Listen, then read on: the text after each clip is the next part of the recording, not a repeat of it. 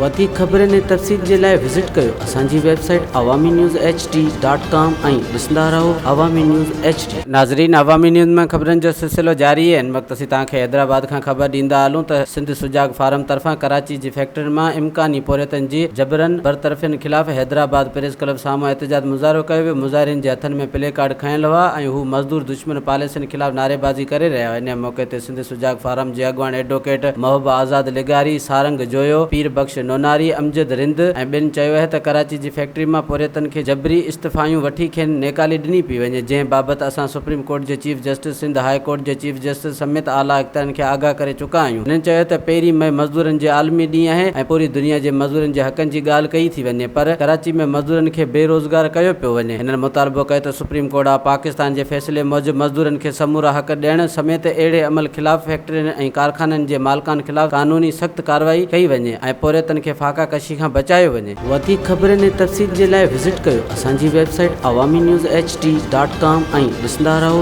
Awami news HD।